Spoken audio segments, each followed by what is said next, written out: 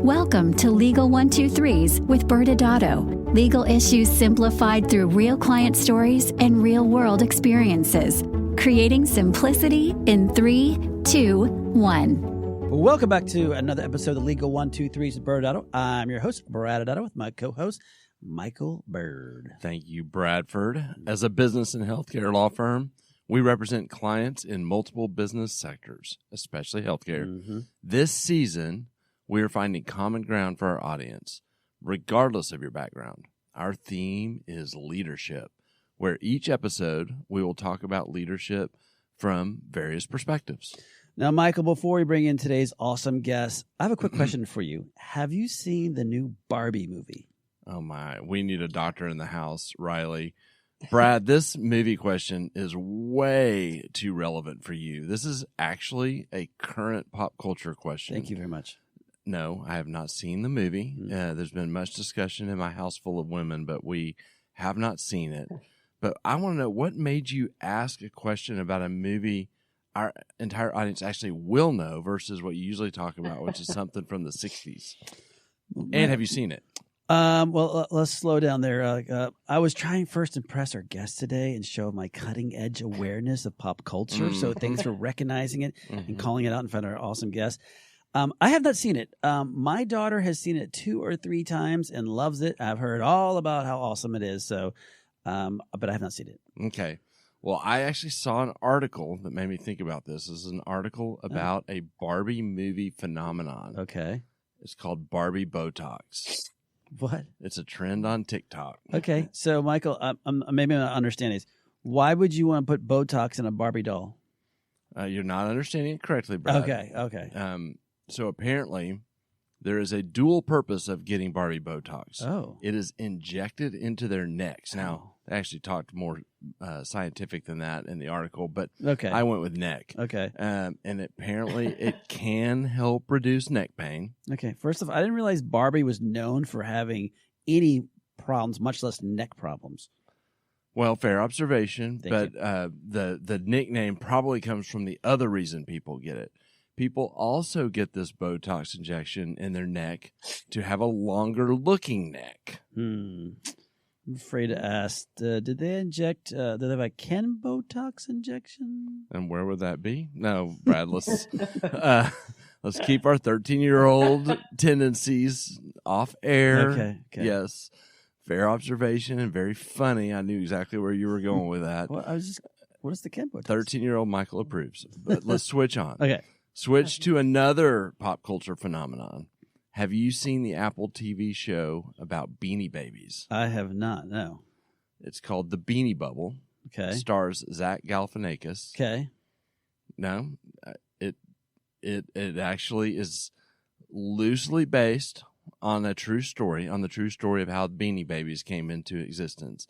And they had a disclaimer at the beginning of the show that said that some of it was true and some of it was completely made up, but it was pretty fascinating. Okay, guys. So mostly true, except we can really stretch all the facts that we want to and make it fun. Yes. Yeah. And it was interesting. And if it was true, the parts that I saw, if they were true, the founder was off his rocker. Okay. There was all sorts of craziness about how this stuffed animal company by Ty, I'm sure you've seen that a million times, created this pop culture revolution. It was just this struggling company that, was trying to make different kinds of stuffed animals of all things. Yeah. And the movie, kind of one of the heroines of the story was one of the first employees. It was this college kid trying to get a secretarial job that ended up being the genius behind the entire thing. Gotcha. So I guess this college kid really was thinking out the box to make Beanie Babies a craze. Yes. So, Brad, I've got one more pop culture story now that we're on this topic, and then we need to move on before we go to our guests. Does it have anything to do with G.I. Joe? Because you talked about Barbie and now beanies. Is there something else happening? We're moving out of your toy box now, Okay, Brad. all right. Okay, so you can feel safe. Your G.I. Joes are safe.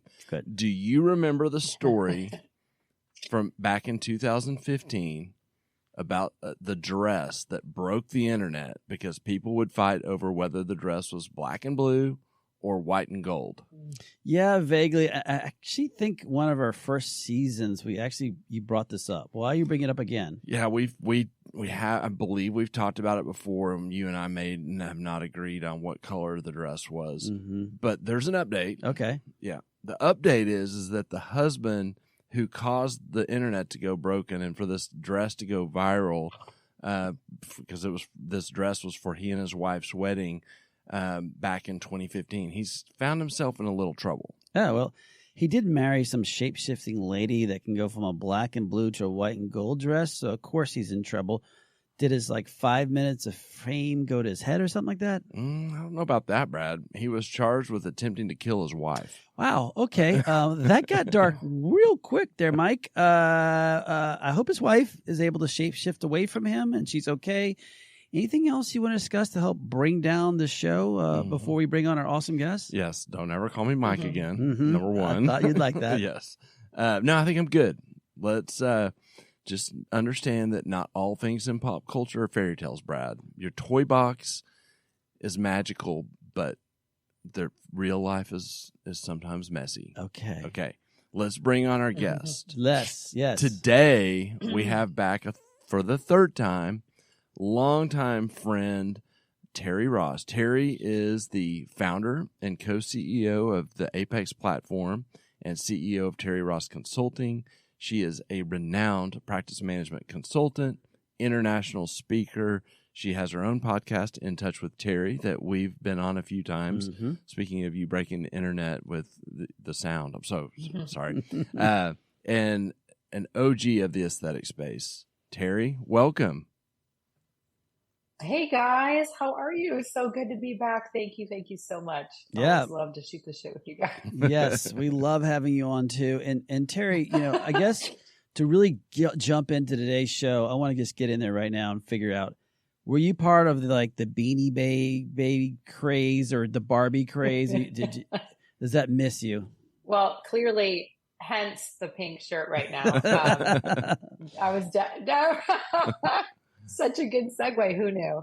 Down with the Barbie craze. Yes. Yeah. Okay. Well, there you go. Awesome. All right. Well, Terri, for those of our audience who haven't heard you on in the first couple times, love just to have you take a couple of minutes and introduce your business or reintroduce your business to our audience. Oh my God. Thank you guys so much. We go way back. Yes. Well, for those of you that don't know, I think Michael did a great introduction. I come from Fortune 500. I was with Medisys. I launched Cool Sculpting in the US and Canada. Started Terri Ross Consulting back in 2012. Really, the impetus is just helping practices launch, grow, and scale. We incubated Apex Platform, which is a practice optimization platform in the middle of COVID. And that recently went through a merger in March with Engage Technologies. Fancy. Very, very exciting. Yeah. So it's, yes, I know, fancy. So yeah, we're working through that right now and trying to take things to the next level. And, as you guys have always done, really bring this business and compliance and legal aspect to the industry. So talk about how you help your clients. Yeah. Look, I think we all can agree that the business side of aesthetic medicine is it's always been lacking. And hence the topic today. I think that there is a lot that continues to come up in the industry, and it's leadership, it's culture, it's training, it's understanding the data and the finances. And that is what we do. I think I've had the pleasure of working, being in sales my entire career, and then working with very big names in the aesthetic industry and Beverly Hills and across the country. I owned a medical spa for 5 years that sold to a big chain. So it's lended to my credibility and expertise and what fundamentally happens within a practice and or what should happen. And so we really do a very deep dive practice assessment. We look at every division of a business, finances, marketing, conversion, sales, consulting, you name it. And I always say I identify areas of opportunity, not what's wrong. Right. And coach them and give them the tools and the training and the resources with how to fix it. I think I have a lot of opportunities for Brad. That's a great word. It's going to be that kind of show, people. And it's great. I'm, going back to, as you were kind of, our focus for this season really is understanding leadership. And so that's, again, why we're so happy to have a leader like yourself on it. but would love to hear some of your thoughts as to like, what was your first leadership position? I know audience members, we were having a sidebar before the show started, and full disclosure, Terri's daughter is running for vice president of class, so we know where the daughter's leadership started. But Terri, what was your first leadership position? No, thank you so much. Such a great question. It's so interesting. I don't know if you guys even know this. I don't know if I shared it with you. So, Catholic family, raised in the Midwest. My mother, she's born legally deaf. I don't know if I ever told you. No. And she's legally deaf. And my parents met in beauty school. They own very successful hair salons in Michigan. So I grew up with an entrepreneurial family, and then just an interesting concept with my mom being deaf. It's ironic. She doesn't sign. She can read lips, and her being in such an environment where there's, blow dryers and conversation and loud environment. She ended up having the cochlear implant many times. But I think it really stemmed, I'm the oldest of three kids, and it really stemmed from growing up with them and seeing my mom really make an impact. I mean, she learned how to teach aerobics and do things that you would think that a deaf person could not do. And then they were pretty hardcore too. I mean, I remember packing bags. I mean, you guys call it, I don't know if you guys had Sam's Club. Remember that? Right? Oh, the big Costco. Oh, yeah. Working at a young age, saving my money. I mean, certainly other people have contributed to, my leadership over the years, but I think it really started there. Well, that's great understanding that background. So obviously you had your parents and you're focused on your mom and the leadership, but what did you learn? Like what did you learn from becoming a leader once you start being one? Yeah, I would say, look, first and foremost, just having a true passion and desire for whatever it is that you're doing. Really being able to lead by example, being agile and adaptable. It was really the form of the hustle because we didn't have a choice. My parents didn't go to college. They were hairdressers. Yeah. And so it was also starting working young. I mean, I think I was working at 14 or 15. As much as I hated it, I was able to buy my own car at 16, and they made me save all my money. They took it all and I hated it. But, in the long run, it taught me responsibility. And it also allowed me, where there was moments I questioned, why don't my parents push me to go to college?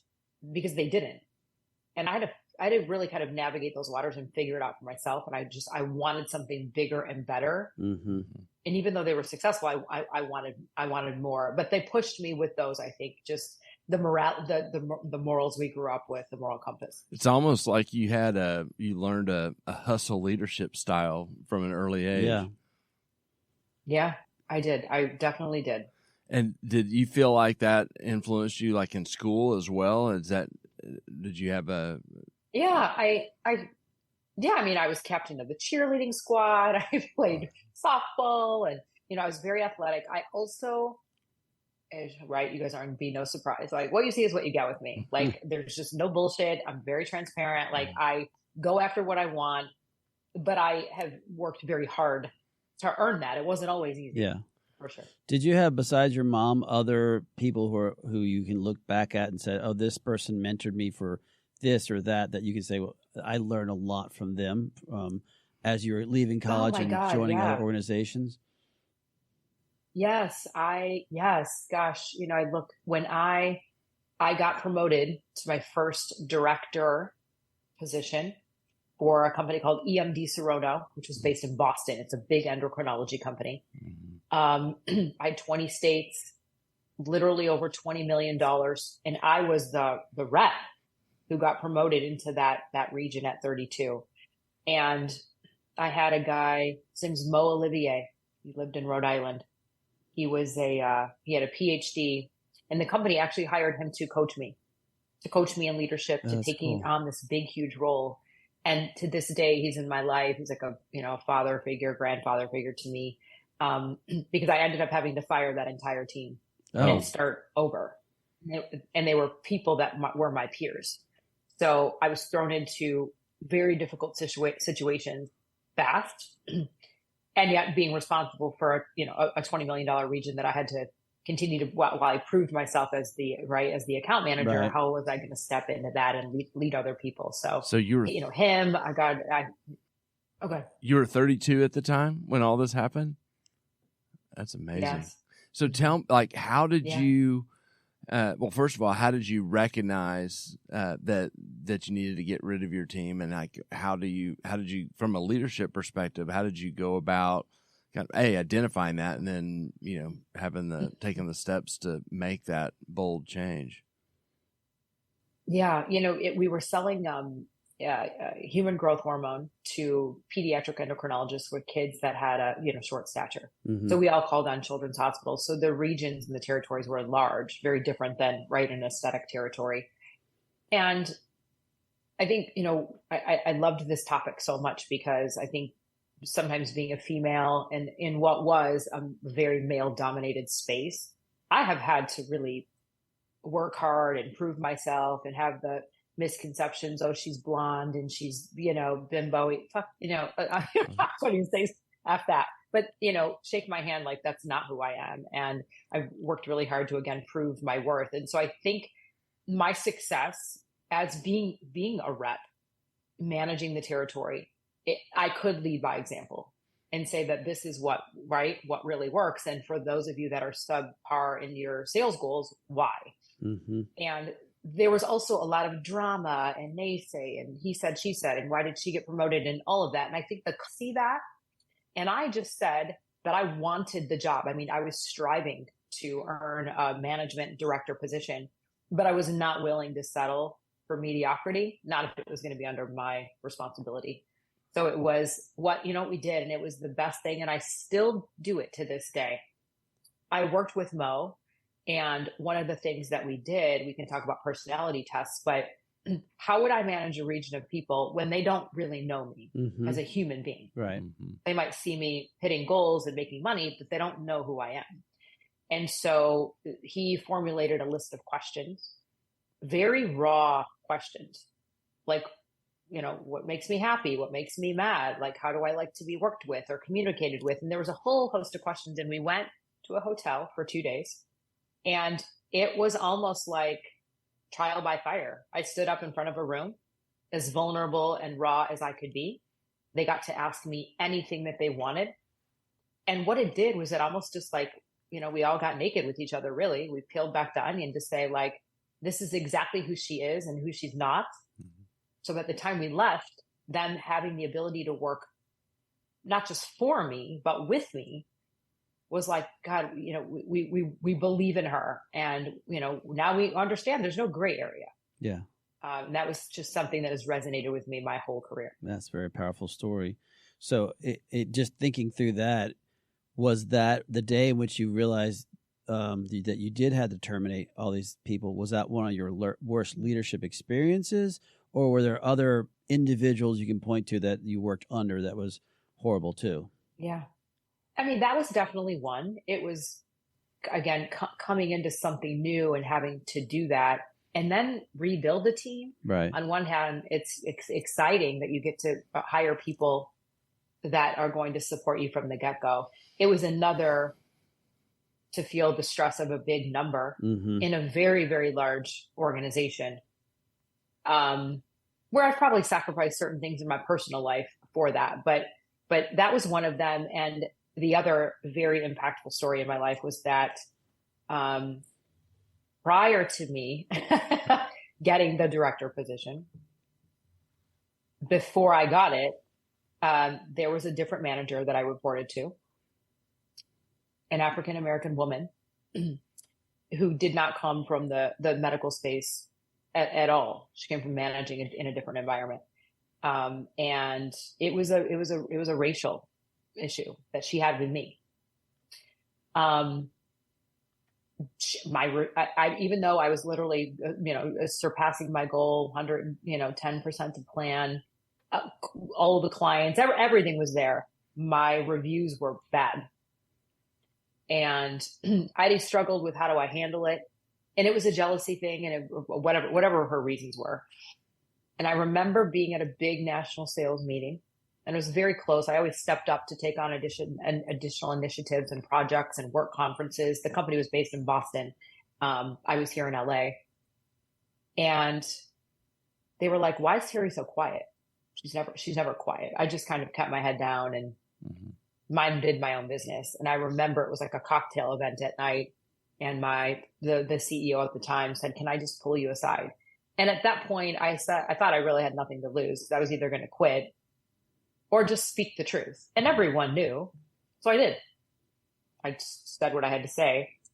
And he called a meeting in a room that night during the cocktail hour. And the next day she was fired.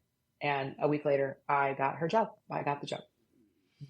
I think that was, hard to have to go through. And I'm sure many people face that. You either really have good managers or leaders you work with, or it's a very bad experience. Yeah. I would think too, in sales, because that's where you grew up, that it's a pretty intense, pressurized expectations. And I would imagine you've seen all types of kind of leadership from the different managers that you've had. Oh, you have no idea. And it's sad, really. I mean, no, really, because part of, it's one thing to be an excellent rep or account man, whatever title you want to give them. It's one thing to hustle, right? And make money and be in that top 10%, 5%. It doesn't necessarily mean you have the right leadership skills to move into a leadership role and manage other people. It's different.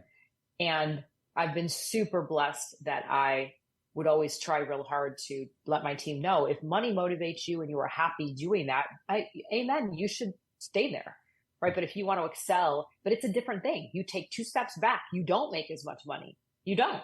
You take 2 steps back, you reduce your salary, but you have, sort of an obligation and a desire and a passion to want to help others. And when you do, then you start seeing them excel. And for me, that was a big part of, what I had wanted.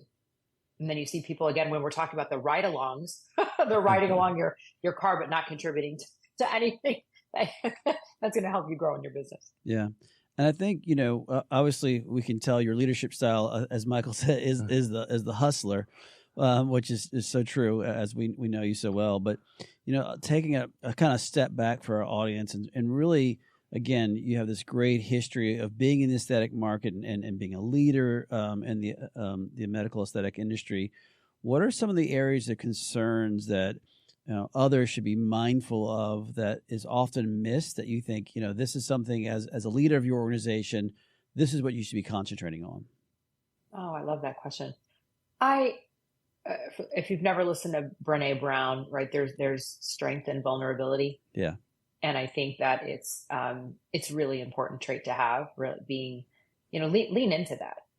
We all don't have to claim to know everything. So I think it's just being vulnerable, being honest with your leadership style, really identifying what that is and ensuring that the team knows the mission and the vision and the why. I love Simon Sinek, right? The why do we do this? What is your job? And it's not just about what and how, it's about why do we do it? And the value that somebody can contribute. I think it's, never stop learning. I love working with clients, and they can be the best plastic surgeons or, running top medical spas, but there's no glass ceiling of education. So never stop learning, and certainly inspiring confidence in your team and being agile and adaptable. That's great. Awesome. Well, I can't believe it, but we've already reached the end of our time together. It flew by, as it usually does. Terri, thank you so much for joining us. Brad, we can go into commercial and on the other side do a quick legal wrap up from our discussion today. Yeah, thank you, Terri. Thank you both so much. Really such an honor to always share this time with you, and I hope you guys enjoyed it. We did. Absolutely. Thanks, Terri. Many business owners use legal counsel as a last resort rather than as a proactive tool that can further their success. Why? For most, it's the fear of unknown legal costs. ByrdAdatto's Access Plus program makes it possible for you to get the ongoing legal assistance you need for one predictable monthly fee. That gives you unlimited phone and email access to the legal team, so you can receive feedback on legal concerns as they arise. Access Plus, a smarter, simpler way to access legal services. Find out more. Visit ByrdAdatto.com today. Welcome back to Legal 123s with ByrdAdatto. I'm your host, ByrdAdatto, with my co-host, Michael Byrd. Now, Michael, this season our theme is leadership. And boy, we had I don't know if we can say badass, but we had a hustler. OG hustler, Terri Ross, joining us. And what a very powerful story, and how she was able to open up and really share her experience as growing up in a house with leaders. But more importantly, she addressed how hard it can be to be a leader. Everyone wants to be the leader, and sometimes they don't realize hard decisions have to be made. And one thing I found fascinating was first standing up for herself. That's a great leader. But secondly, once she took over a team, she realized it wasn't the right team to continue the growth of the vision of the company. And she had to make some really hard decisions by letting people go. And I thought maybe for our audience, we could talk about, from the legal perspective, things to consider when you unfortunately do have to let an employee go. Yeah, I mean, it's so true. You have oftentimes at being a leader, you'll make a decision that will collide with legal implications. Mm-hmm. And to your point, Brad, here we go. She was going to fire an entire team.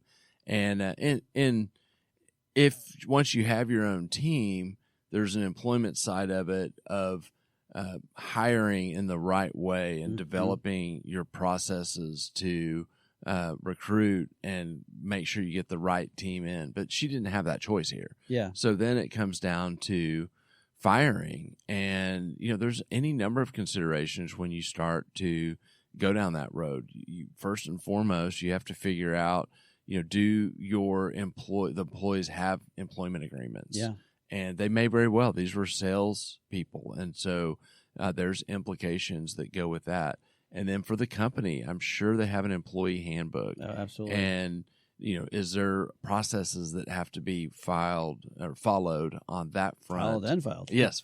And then finally, what does the employee file show to that? I mean, if she walks in and thinks that they're dead weight, but they have all these history of reviews that show they were 5-star, the best employees, that can create risk for an organization. And so, having a well-documented file and also looking at it when you're making, as a leader, a decision on how to terminate an employee becomes so important. And then there's various labor laws out there that can influence risk for a business.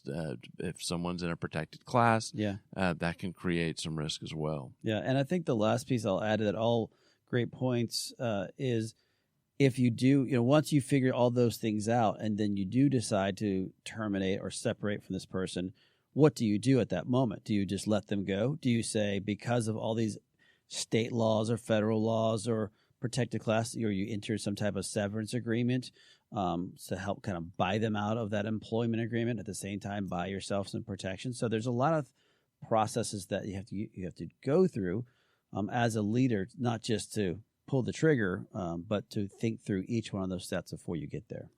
Well, Michael, I mean, all those are, hopefully our audience realizes it's tough being a leader, and you have to take a lot into consideration. But I'd love, as we close out the show, what are some of your final thoughts today? Yeah, I really appreciated how Terri kind of leaned into her vulnerability. First of all, she showed it. Yeah, absolutely. As you saw, just sharing about her childhood and how leadership kind of came to her through her family and her family circumstances. But then she talked about it as well. And I think there is something to being relatable and being able to connect with the people that you're leading that she tapped into. And that is, again, we're talking about employees that you're trying to hire and keep and hopefully not have to fire. And I think that goes a long way if you've got good leadership and you've got that vulnerability that she spoke about. Mm-hmm. Audience members, we will see you next Wednesday when we bring on Jessica and Melissa from Bodify, who are going to help come in and talk about their leadership styles. Thanks again for joining us today. And remember, if you like this episode, please subscribe, make sure to give us a 5-star rating, and share with your friends. You can also sign up for the ByrdAdatto newsletter by going to our website at ByrdAdatto.com. ByrdAdatto is providing this podcast as a public service. This podcast is for educational purposes only. This podcast does not constitute legal advice, nor does it establish an attorney-client relationship. Reference to any specific product or entity does not constitute an endorsement or recommendation by ByrdAdatto. The views expressed by guests are their own, and their appearance on the program does not imply an endorsement of them or any entity they represent. Please consult with an attorney on your legal issues.